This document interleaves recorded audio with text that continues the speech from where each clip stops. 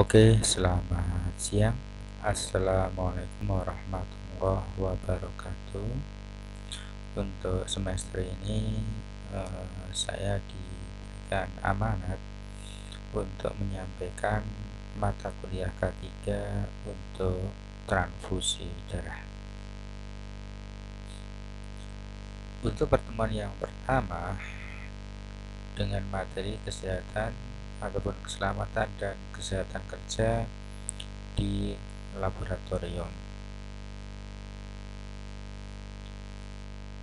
Kita lihat dulu sejarah daripada keselamatan dan kesehatan kerja.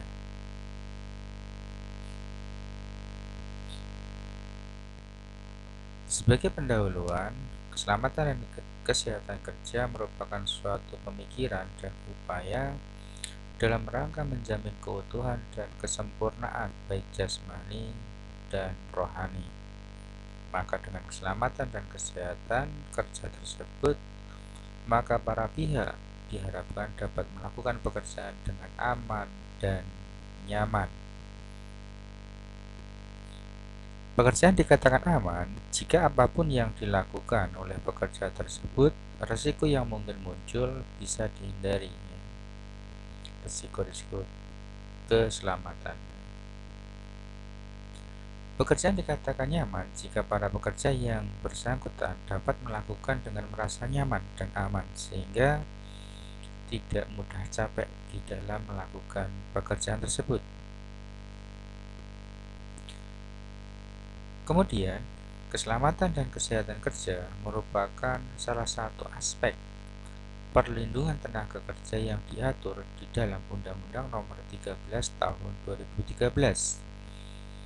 Dengan menerapkan teknologi pengendalian keselamatan dan kesehatan kerja, diharapkan tenaga kerja akan mencapai ketahanan fisik, daya kerja, serta tingkat kesehatan yang tinggi.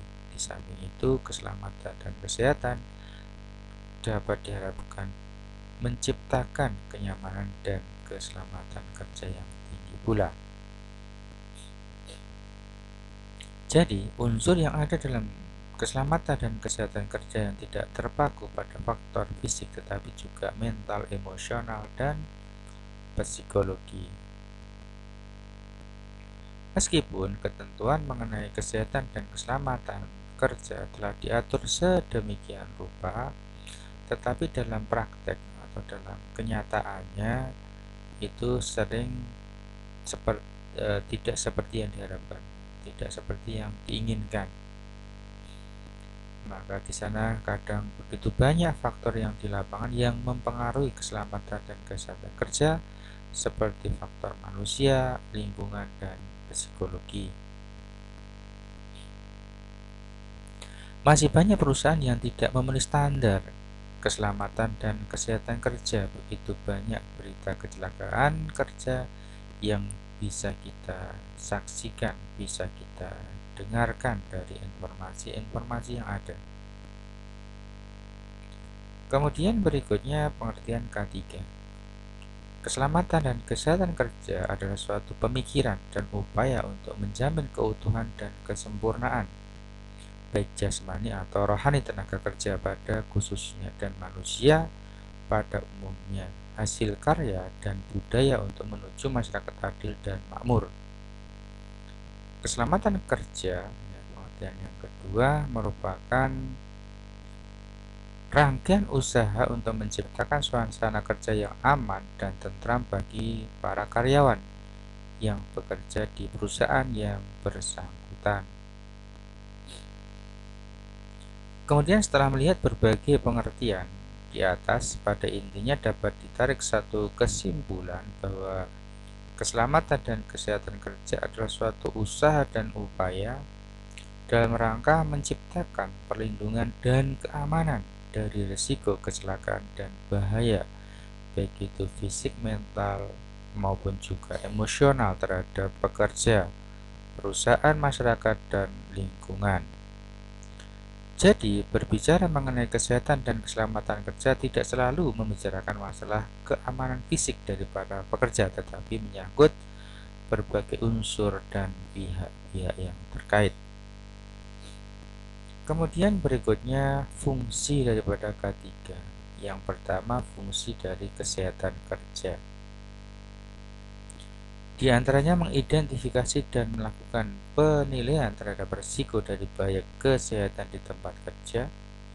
Kemudian fungsi yang kedua, memberikan saran, masukan terhadap perencanaan, planning dan pengorganisasian dan praktek kerja, termasuk desain daripada tempat kerja, atau nanti bisa dikaitkan dengan ergonomi kerja.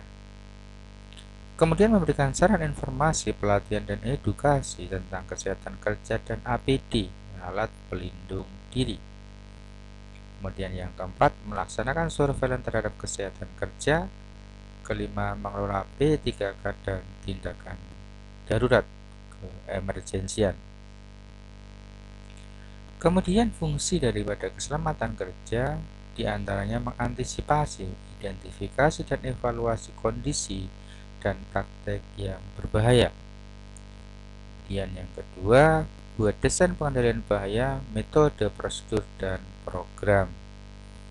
Kemudian terapkan, dokumentasikan dan informasikan rekan yang lain dalam hal pengendalian bahaya dan program pengendalian bahaya.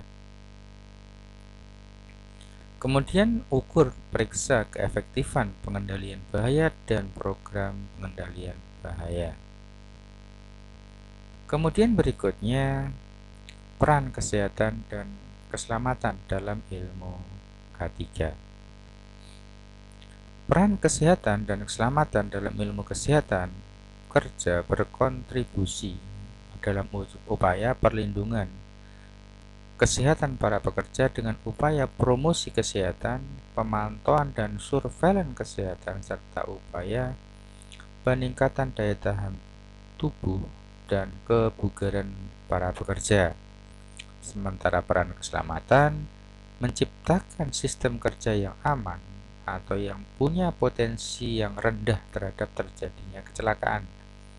Dan tidak kalah penting di sana juga menjaga aset perusahaan dari kemungkinan loss, bisa itu rusak, hilang, dan yang lainnya.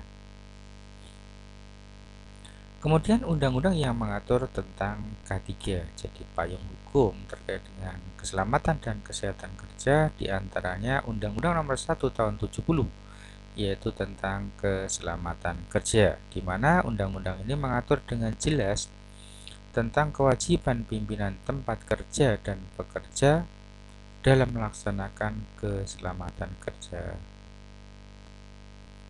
Kemudian berikutnya Undang-Undang Nomor 23 Tahun 92 tentang kesehatan, di mana undang-undang ini menyatakan bahwa secara khusus perusahaan berkewajiban memeriksakan kesehatan badan, kondisi mental, dan kemampuan fisik dari para pekerja yang baru maupun yang akan dipindahkan ke tempat kerja yang baru sesuai dengan sifat-sifat pekerjaan yang diberikan kepada pekerja, serta pemeriksaan kesehatan secara berkala, bisa 1 tahun sekali misalkan, berkala.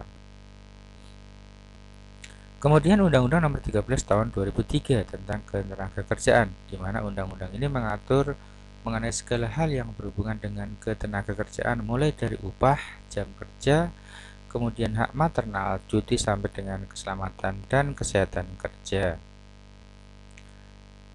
Kemudian berikutnya, sebagai penjabaran dan kelengkapan undang-undang tersebut, pemerintah juga mengeluarkan PP atau peraturan pemerintah dan Kepres atau keputusan presiden terkait dengan penyelenggaraan keselamatan dan kesehatan kerja, diantaranya PP atau peraturan pemerintah nomor 11 tahun 79 tentang keselamatan kerja pada pemurnian dan pengolahan minyak dan gas bumi. Kemudian PP nomor 7 tahun 73 tentang pengawasan atas peredaran, penyimpanan, dan penggunaan pestisida.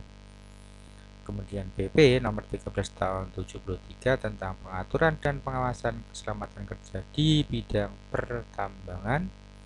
Kemudian Kepres nomor 22 tahun 93 tentang penyakit yang timbul akibat hubungan kerja.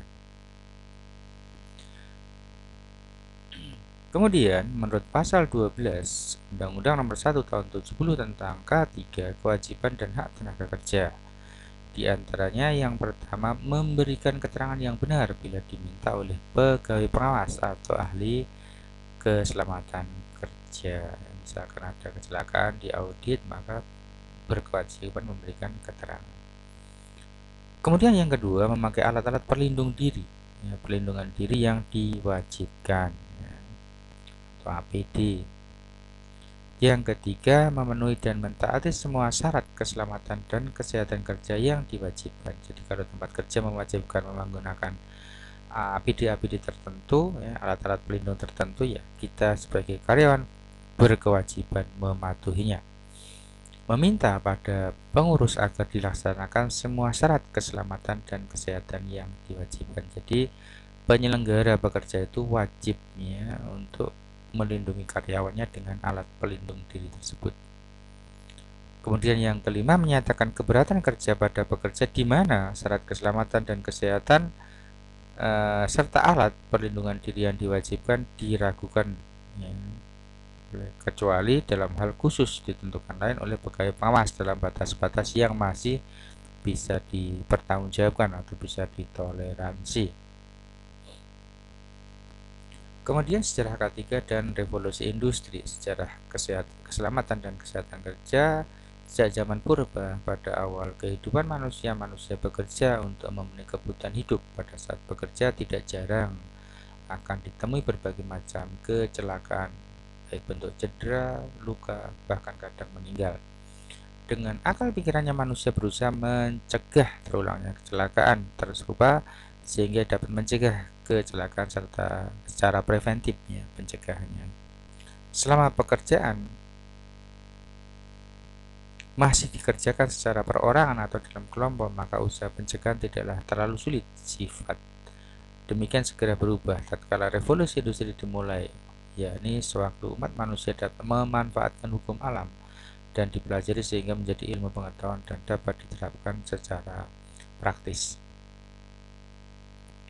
Kemudian penerapan ilmu pengetahuan tersebut dimulai pada abad ke-18 dengan munculnya industri tenun, di mana di sana penemuan ketel uap untuk keperluan industri.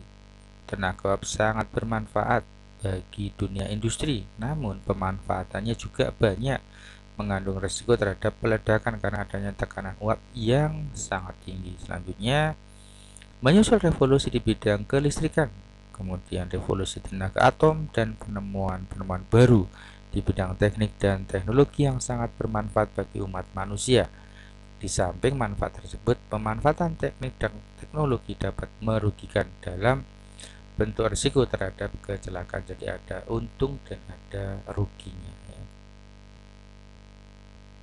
Kemudian sekitar tahun 1700 sebelum Masehi, Raja Hammurabi, ya, di kerajaan Babilonia, dalam kitab undang-undangnya menyatakan bahwa seorang ahli bangunan membuat rumah untuk seseorang dan pembuatannya tidak dilaksanakan dengan baik sehingga rumah itu roboh dan menimpa pemilik rumah hingga mati, maka ahli bangunan tersebut dibunuh, ya, di sana sebagai pertanggungjawaban ini pada zaman dulu.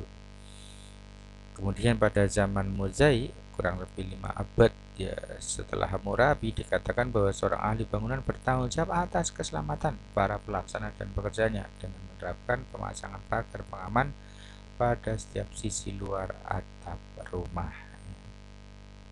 Kemudian sekitar tahun 80-an, Plinius, seorang ahli ensiklopedia bangsa Roma, mensyaratkan agar para pekerja tambang diharuskan menggunakan tutup hidung atau masker, ya.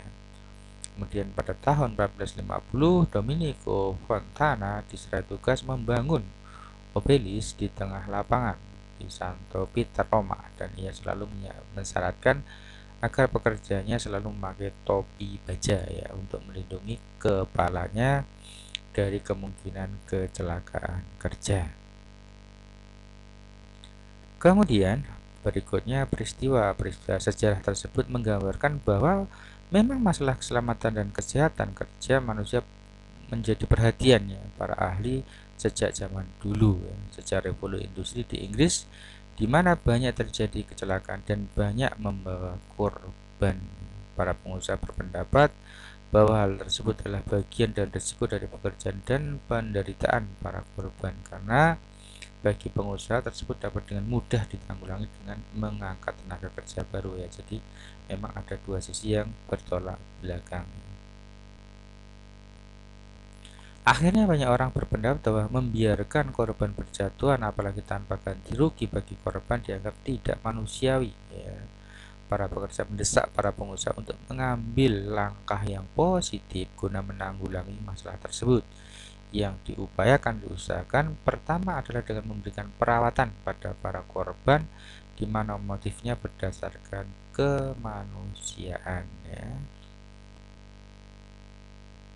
Kemudian Amerika pernah memberlakukan undang-undang ya terkait dengan kerjaan tersebut, di mana bahwa tidak memandang apakah kecelakaan tersebut terjadi akibat kesalahan si korban atau tidak, yang bersangkutan tetap mendapat ganti rugi selama terjadi dalam pekerjaan.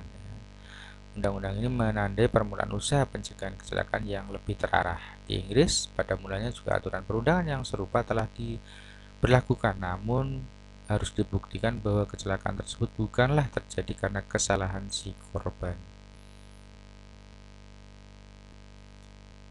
Jika kesalahan atau kelalaian disebabkan oleh si korban, maka ganti rugi tidak diberikan. Ini di Inggris. Karena posisi buruh atau bekerja dalam posisi yang lemah, maka pembuktian salah tidaknya bekerja bersangkutan selalu merugikannya, merugikan korban. Akhirnya peraturan tersebut diubah tanpa memandang kecelakaan tersebut diakibatkan oleh si korban atau tidak. Berlakunya peraturan perundangan tersebut dianggap sebagai permulaan dari gerakan keselamatan kerja yang membawa angin segar dalam usaha pencegahan kecelakaan di industri. Kemudian Undang-Undang tahun 45 pasal 27 ayat 2 secara tersirat sebenarnya sudah menyinggung tentang keselamatan kerja yang berbunyi tiap warga negara berhak atas pekerjaan dan penghidupan yang layak bagi kemanusiaan ya, dalam undang-undang negara kita. Bila dikaitkan dengan sumber daya manusia adalah bahwa setiap warga negara berhak untuk mendapat pekerjaan yang diperlukan agar orang dapat hidup layak bagi kemanusiaan. Adalah pekerjaan yang upahnya cukup dan tidak menimbulkan kecelakaan ataupun penyakit kerja. Sedangkan undang-undang yang mengatur tentang keselamatan kerja dalam segala tempat di darat, laut maupun udara adalah dikeluarkannya Undang-Undang Nomor 1 Tahun 70 tentang keselamatan kerja. Kemudian berikutnya revolusi industri K3. Eksistensi K3 sebenarnya muncul bersama dengan revolusi industri di Eropa, terutama Inggris, Jerman, dan Prancis, serta revolusi industri di Amerika. Era ini ditandai dengan adanya pergeseran besar-besaran dalam penggunaan mesin produksi menggantikan tenaga manusia. Jadi tenaga manusia mulai digantikan dengan mesin. Inilah revolusi industri. Pekerja hanya bertugas sebagai operator ya. Jadi para pekerja hanya operator alat atau mesin. Penggunaan mesin menghasilkan barang-barang dalam jumlah berlipat ganda dibandingkan dengan manusia. Namun dampak penggunaan mesin adalah menyebabkan pengangguran serta kecelakaan dalam pekerjaan tersebut, dan hal ini bisa menyebabkan cacat fisik. Kematian bagi pekerja juga dapat menimbulkan kerugian material yang besar bagi perusahaan. Kemudian revolusi industri juga ditandai oleh semakin banyak ditemukan senyawa kimia yang dapat membahayakan keselamatan dan kesehatan fisik dan jiwa pekerja serta masyarakat dan lingkungan hidup. Pada awal revolusi industri, K3 belum menjadi bagian integral dalam perusahaan. Pada era ini, kecelakaan kerja hanya dianggap sebagai kecelakaan atau risiko kerja, bukan tanggung jawab perusahaan. Maka pandangan ini diperkuat dengan konsep Common Law Defense yang terdiri atas kontribusi kelalaian, ketentuan kepegawaian, asumsi risiko. Kemudian konsep ini berkembang menjadi employer liability, yaitu K3 keselamatan dan kesehatan kerja. Kemudian K3 dapat melakukan pencegahan dan pemberantasan penyakit akibat kerja, misalkan bising ya, kemudian cahaya, getar ya, kemudian kelembapan dan yang lain yang menyebabkan kerusakan pada alat pendengaran ya, pada genderang telinga, terutama pada kebisingan, gangguan pernafasan, ya, terutama kerusakan paru, kebutaan, kerusakan jaringan tubuh akibat sinar ultraviolet, bahkan bisa CA pada kulit, kemandulan, dan yang lain. Norma kerja berkaitan dengan manajemen perusahaan. Ketika dapat konteks ini berkaitan dengan masalah pengaturan jam kerja, maka di sana ada shift kerja, ya, bagi tenaga kerja, ya. Hal tersebut mempunyai korelasi atau hubungan yang erat terhadap peristiwa kecelakaan kerja. Kajian mengenai kesehatan dan keselamatan kerja amatlah penting disosialisasikan, ya, dalam suatu tempat kerja yang memiliki pegawai. Hal ini penting dilakukan agar keuntungan produksi bisa dimaksimalkan. Oke, mungkin hanya ini yang bisa kita sampaikan. Kita beralih ke forum diskusi. Assalamualaikum warahmatullahi wabarakatuh.